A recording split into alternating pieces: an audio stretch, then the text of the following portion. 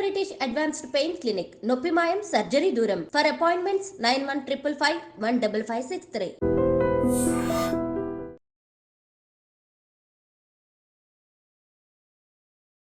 Welcome to iDream media. So alcohol అస్సలు మంచిది కాదు ఆరోగ్యానికి, అదే మెన్ అయినా ఉమెన్ అయినా. అయితే ఈ మధ్యకాలంలో విమెన్ కూడా ఎక్కువగా ఆల్కహాల్ తీసుకుంటూ ఉన్నారు. అంటే అసలు ఆరోగ్యపరంగా ఎలాంటి ఇష్యూస్ వస్తాయి, ఫెర్టిలిటీ మీద ఏది ప్రభావం చూపిస్తుందా, వివరాలు తెలుసుకుందాం. ఈరోజు మనతో పాటు ఉన్నారు ప్రముఖ గైనకాలజిస్ట్ డాక్టర్ సాహిత్య బొమ్మిడి గారు from rainbow hospitals, Nanakramguda. Doctor గారు నమస్తే. నమస్తే అండి. డాక్టర్ గారు, ఆల్కహాల్ అసలు తీసుకోకూడదు, అది ఎవరైనా సరే ఆరోగ్యానికి మంచిది కాదు. ఈ మధ్యకాలంలో ఉమెన్ కూడా ఆల్కహాల్ ఎక్కువగా తీసుకుంటూ ఉన్నారు. అంటే ఏం చూస్తున్నారు, ఎలాంటి ఇష్యూస్ చూస్తున్నారు మీ దగ్గరికి పేషెంట్స్ వచ్చినప్పుడు అలాంటి వాళ్ళు? సో ఆల్కహాల్ అన్న విషయానికి వస్తే అది మెన్కి ఎంతైతే హార్మ్ చేస్తుందో విమెన్కి అంతకన్నా ఎక్కువగా హార్మ్ చేస్తుందండి. ఎందుకంటే ముఖ్యంగా ఏంటి అంటే మన మెటబాలిజం అంటే బాడీ మెటబాలిజం అనేది మెన్లో కానీ విమెన్లో కానీ కొంచెం డిఫరెంట్గా ఉంటుంది. సో యూజువల్గా కొన్ని ఎంజైమ్స్ ఏవైతే ఉంటాయో అంటే ఆల్కహాల్ని ఏదైతే డిగ్రేడ్ చేస్తుందో ఆ ఎంజైమ్స్ అనేవి కొంచెం తక్కువగా ఉంటాయి అన్నమాట విమెన్లో. సో దానివల్ల ఏమవుతుంది అంటే వాళ్ళు కొంత మోతాదులో తీసుకున్నా కూడాను విమెన్ బాడీ అనేది చాలా సెన్సిటివ్గా ఉంటుంది ఆల్కహాల్కి, అండ్ దాని వలన వచ్చే ప్రభావం అనేది చాలా ఎక్కువగా కనిపిస్తుంది అనమాట విమెన్లో. సో అందుకనే ఏంటి అంటే విమెన్లో ఇంకొంచెం ఎఫెక్ట్స్ బ్యాడ్గా రావటం, ఈవెన్ తక్కువగా అంటే ఒక లెవెల్ ఆఫ్ ఆల్కహాల్ తీసుకునే కన్నా ఇంకా తక్కువ మోతాదులో తీసుకున్నా కూడాను వీళ్ళకి అనేక రకమైన ఇబ్బందులు రావటం కానీ, హార్మోనల్ ఇష్యూస్ కానీ, హార్మోనల్ ఫ్లక్చుయేషన్స్ కానీ, లేదంటే పర్టికులర్గా మెనోపాజ్ కానీ, పర్టికులర్గా డ్యూరింగ్ ద మెన్స్ట్రుయేషన్ టైంలో కానీ ఆల్కహాల్ ఎక్కువగా సేవించడం వలన అంటే చాలా ఎక్కువగా ఈ హార్మోనల్ ఫ్లక్చుయేషన్స్ రావటం మేము ఎక్కువగా చూస్తూ ఉంటాం.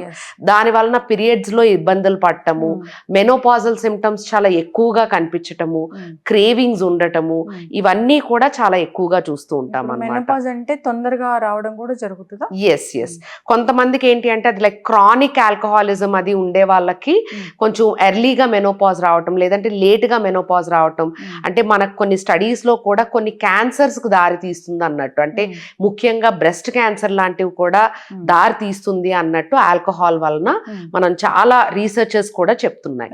సో అంతేకాకుండా ఇవన్నీ పక్కన పెడితే ప్రెగ్నెంట్ కావాలనుకునే వాళ్ళు, ప్రెగ్నెంట్ అయిన వాళ్ళు కానీ ఆల్కహాల్ తీసుకుంటే మాత్రం ఆల్కహాల్ అనేది ఇంత మోతాదులే తీసుకోవాలి, ఇది సేఫెస్ట్ లెవెల్ అని అన్నట్టు ఉండదండి. యూజువల్గా ఏమవుతుంది అంటే ఎవరైతే ప్రెగ్నెన్సీ ప్లాన్ చేసుకుంటారో ప్రెగ్నెన్సీ వచ్చిన తర్వాత కూడాను even smallest amount of alcohol కూడాను చాలా ఎఫెక్ట్స్ ఫీటస్ మీద చూపిస్తూ ఉంటాయి అన్నమాట.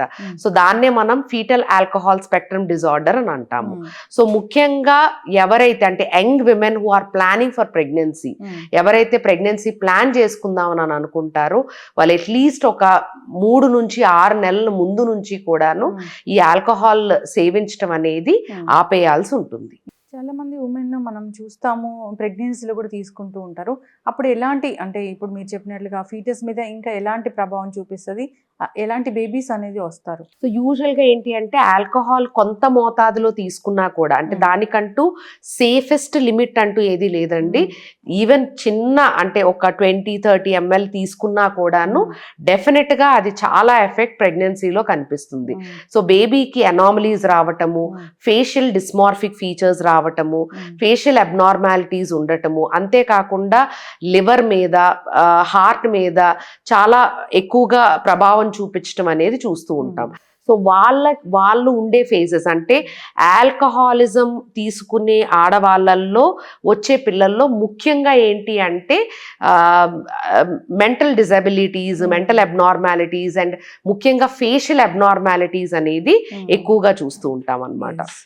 అసలు ఆ టైంలో కూల్ డ్రింక్స్ కూడా తాగొద్దని చెప్తారు. అవును, ముఖ్యంగా ఏంటి అంటే ఎవరైతే ప్రెగ్నెన్సీ ప్లాన్ చేసుకుంటారో వాళ్ళు ఎటువంటి అంటే వీలైనంత మట్టుగా వాళ్ళ ఫుడ్ హ్యాబిట్స్ మార్చటము, లైఫ్ స్టైల్ మార్చటము, ఆల్కహాల్ కానీ స్మోకింగ్ కానీ అలాంటివి ఏమన్నా ఉంటే డెఫినెట్గా ముందుగానే ఆపడం వలన ప్రెగ్నెన్సీ అనేది హెల్తీగా వెళ్తుంది. ప్రెగ్నెన్సీ అంటే బేబీ మీద కానీ మదర్ మీద కానీ ఎటువంటి కాంప్లికేషన్స్ లేకుండా సాఫీగా జరుగుతుంది. సో డెఫినెట్ గా మీరు ప్రీ కన్సెప్షనల్ కౌన్సిలింగ్ కి వెళ్ళినట్టయితే ఇవన్నీ కూడా మీరు గైనకాలజిస్ట్ తో మాట్లాడినప్పుడు డెఫినెట్ గా ఎవరితో అయితే మీరు అంటే ఎవరైతే ప్రీ కన్సెప్షనల్ కౌన్సిలింగ్ కి వెళ్తారో వాళ్ళు what I have to say is ఆ కాన్వర్సేషన్ లో కూడాను ఈ అన్ని ఎలిమెంట్స్ కూడా వాళ్ళు మీకు చెప్తారనమాట డీటెయిల్డ్ గా. So it is very important అన్నమాట. ముందుగానే ప్రెగ్నెన్సీ ప్లాన్ చేసుకునే ఆడవాళ్ళు ముఖ్యంగా ముందుగానే అట్లీస్ట్ ఒక 3 నుంచి 6 నెలల ముందుగానే ఈ alcohol, smoking, life style modifications, exercise, డైట్లో కూడా ఆర్గానిక్ డైట్ తీసుకోవటము, ప్రాసెస్డ్ ఫుడ్ కంప్లీట్గా ఆఫ్ చేయటము, బయట ఫుడ్ అవాయిడ్ చేయటము, ఇవన్నీ కూడా చాలా ఇంపార్టెంట్ రోల్ ప్లే చేస్తుంది.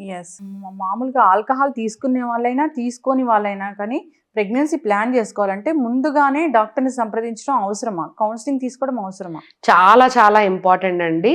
దీన్నే మనం ప్రీ కన్సెప్షనల్ కౌన్సిలింగ్ అని అంటాము. సో ప్రీ కన్సెప్షనల్ కౌన్సిలింగ్ లో మనకి ఏం తెలుస్తుంది అంటే ఏవైతే విటమిన్స్ తీసుకోవాలో, ముఖ్యంగా ప్రీనేటల్ వైటమిన్స్ అని ఉంటాయి, ఫోలిక్ యాసిడ్ అని. సో ఇది తప్పనిసరిగా తీసుకోవాల్సి ఉంటుంది. రెండోది ఏంటి అంటే వాళ్ళకి ఏమన్నా డిసీజెస్ ఏమన్నా ఉంటే, అంటే కొన్ని ఇన్వెస్టిగేషన్స్ ద్వారా డయాబెటీస్ కానీ హైపర్ టెన్షన్ కానీ, మన ఇండియన్ పర్స్పెక్టివ్లో ఎలా ఉంటుంది అంటే కొన్ని సంవత్సరాల వరకు అంటే నాకు బాగానే ఉంది, నేను డాక్టర్కి వెళ్ళవలసిన అవసరం ఏముంది అన్న యాటిట్యూడ్తో చాలా మంది ఉంటారు. సో దానివల్ల ఏమవుతుంది కానీ అన్లెస్ అంటిల్ వాళ్ళు ప్రెగ్నెంట్ అయినాక కానీ వాళ్ళకి ఏదో ప్రాబ్లం ఉంది అన్నది ఆ బేసిక్ ఇన్వెస్టిగేషన్స్లో అంటే యాంటీనేటల్ ప్రొఫైల్ చేసేటప్పుడు మనకు అర్థమవుతుంది అనమాట. సో అలా కాకుండా మీరు ముందుగానే వెళ్ళినట్టయితే ఏమైనా డిసీజెస్ ఏమన్నా ఉన్నా కూడాను దాని ప్రభావం ప్రెగ్నెన్సీ మీద ఎలా ఉంటుంది, ప్రెగ్నెన్సీ వలన దాని అంటే డిసీజెస్ ఏ రకంగా మనకి బయటపడవచ్చు, ఇవన్నీ కూడా డిస్కస్ చేస్తారు. అవే కాకుండా కొన్ని మెడికేషన్స్ ఏవైతే ఉంటాయో చాలా మంది చాలా రకాలైన మెడికేషన్స్ అనేవి ఉంటాయి. ఒకవేళ ఫర్ ఎగ్జాంపుల్ వాళ్ళు డయాబెటీస్తో బాధపడుతున్నా, హైపర్ టెన్షన్తో బాధపడుతున్నా, ఈ ప్రెగ్నెన్సీ ముందుగానే అటువంటి డిసీజెస్ ఏమన్నా ఉన్నా కూడాను వాళ్ళు ఈ కొన్ని మెడిసిన్స్ తీసుకునే ఉంటాయి, తీసుకోనటువంటివి కూడా ఉంటాయి. సో ఆ మెడిసిన్స్ ఏవైతే సేఫర్ మెడికేషన్స్ ఉంటాయో మనం దానికి మార్చుతాం అనమాట. సో దట్ వాళ్ళకి ఏమవుతుంది అంటే ప్రెగ్నెన్సీ స్టార్ట్ అయినప్పటి నుంచి కూడాను ఎటువంటి ప్రభావం అంటే వాళ్ళు తీసుకునే మెడిసిన్స్ వలన ఫీటస్ మీద ఎటువంటి ప్రభావం లేకుండా మనం చాలా మట్టుకు కాపాడుకోవచ్చు. అంతేకాకుండా కొంతమంది డయాబెటిక్ మదర్స్ ఉంటారు, ముందుగానే డయాబెటీస్ తో ఉన్న వాళ్ళు ఏమవుతుంది అంటే వాళ్ళ లాస్ట్ 3 months లో ఉండే HbA1c లెవెల్స్ అనేవి చూసుకొని ఒక లెవెల్ తక్కువ కన్నా అంటే 6 కన్నా తక్కువగా ఉంటేనే వాళ్ళు ప్రెగ్నెన్సీ ప్లాన్ చేసుకోవటం అనేది చెయ్యాలన్నమాట. అలా కాకుండా 7, 8, 9, 10 ఉన్న వాళ్ళు కూడాను అన్వాంటెడ్ ప్రెగ్నెన్సీస్ అంటే తెలియకుండా వాళ్ళు ప్లాన్ చేసుకోకుండా ప్రెగ్నెన్సీ వచ్చినట్టయితే బేబీస్లో చాలా రకమైన అనామలీస్ ఇవన్నీ కూడా చూస్తూ ఉంటాం మనం. అంతేకాకుండా కొన్ని జన్యుపరమైన డిసీజెస్ కూడా ఉంటాయి. సో మనకేంటి అంటే ఈ ప్రీ కన్సెప్షనల్ కౌన్సిలింగ్లో ఆ జన్యుపరమైన డిసీజెస్ తాలూకా హిస్టరీ తీసుకొని దానికి అనుగుణంగా కొన్ని టెస్టులు చేసి నిజంగా బిడ్డకి వెళ్ళే అవకాశం ఉందా లేదా అని అన్నది కూడా మనం డిస్కస్ చేయొచ్చు. ఇవన్నీ పక్కన పెడితే కొన్ని వ్యాక్సిన్స్ ఉంటాయి ప్రెగ్నెన్సీ ముందుగానే మనం తీసుకోవాల్సిన వ్యాక్సిన్స్, రుబెల్లా వ్యాక్సిన్ అని కొన్ని వ్యాక్సిన్స్ వల్ల ఏమవుతుంది అంటే అది ప్రొటెక్షన్ అనమాట. అంటే బేబీకి ఎటువంటి అనామలీస్ కానీ ఎటువంటి ఇబ్బందులు లేకుండా ఉంటాయి. సో ఆ వ్యాక్సిన్స్ కూడాను మనం ముందుగానే ఇచ్చి ప్రెగ్నెన్సీ కానీ త్రూ అవుట్ ద ప్రెగ్నెన్సీ కూడా వాళ్ళు హెల్దీగా ఉండేటట్టు మనం చూసుకోవచ్చు. సో ప్రీ కన్సెప్షనల్ కౌన్సిలింగ్ అనేది అందరికీ చాలా ఇంపార్టెంట్. పర్టికులర్గా ఎవరైతే ప్రెగ్నెన్సీ ప్లాన్ చేసుకుంటారో, ఈ మధ్య ఏమంటున్నారు అంటే ప్రీ మెరైటల్ కౌన్సిలింగ్ కూడా అంటున్నారు.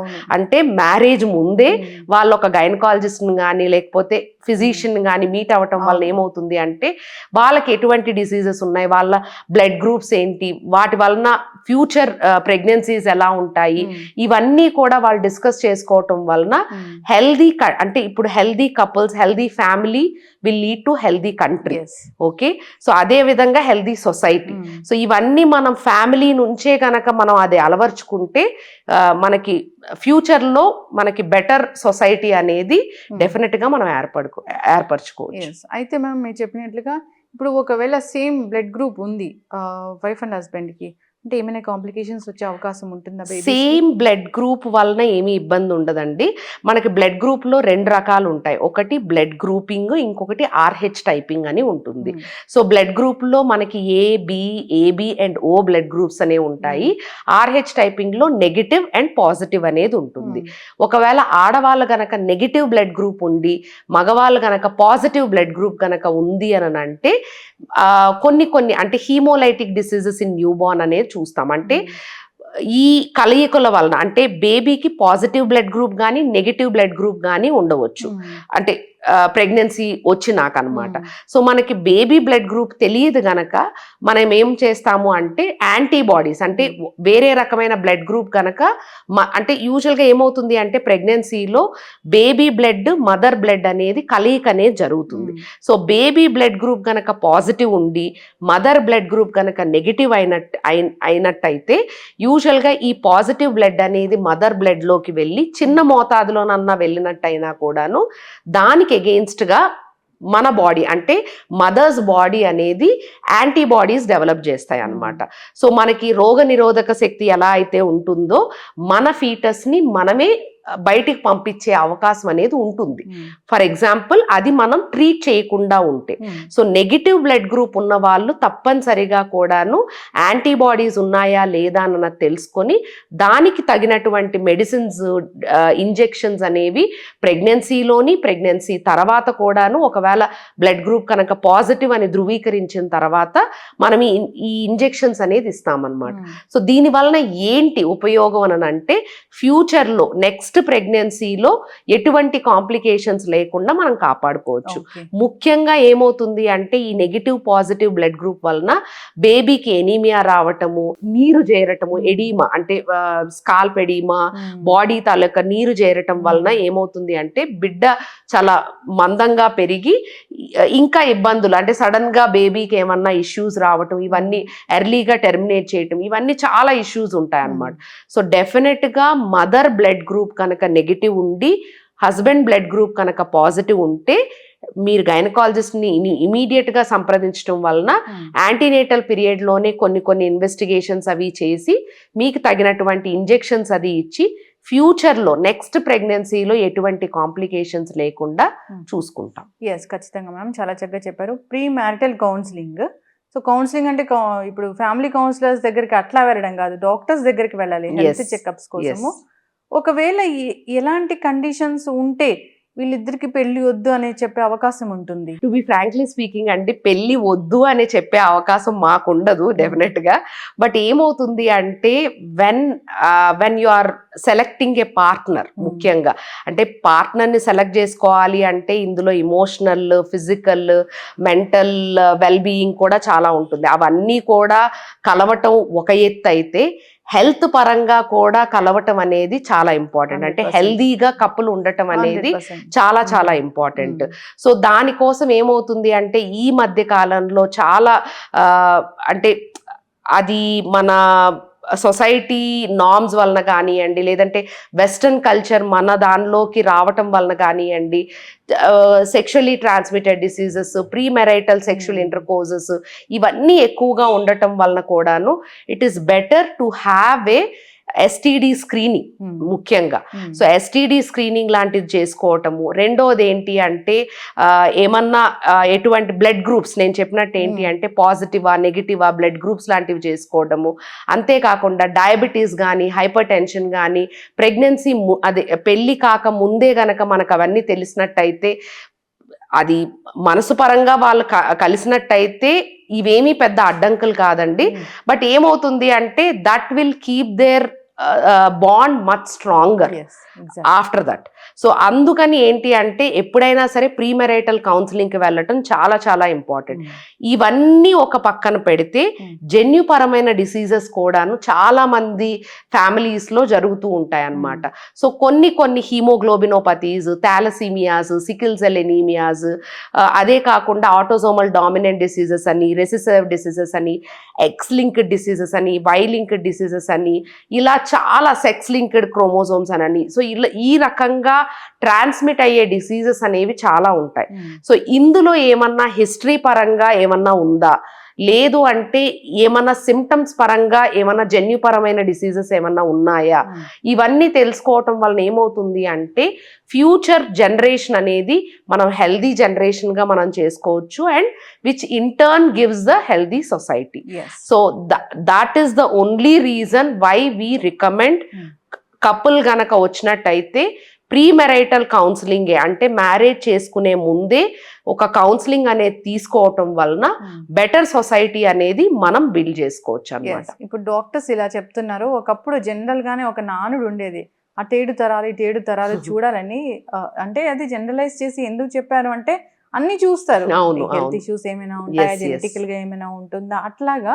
సో ఇప్పుడు ఇది ఖచ్చితంగా అందరూ కూడా పాటించాలి అని కోరుకున్నాము. నెక్స్ట్ జనరేషన్ కానీ, నెక్స్ట్ వాళ్ళ బాండ్ స్ట్రాంగ్గా ఉండాలన్నా కానీ, ఏదైనా ఇష్యూస్ రాకుండా ఉండాలన్నా కానీ, సో ఇదైతే ఖచ్చితంగా యూజ్ అవుతుంది. చాలా చక్కటి ఇన్ఫర్మేషన్ మ్యామ్, ధన్యవాదాలు. నమస్తే అండి.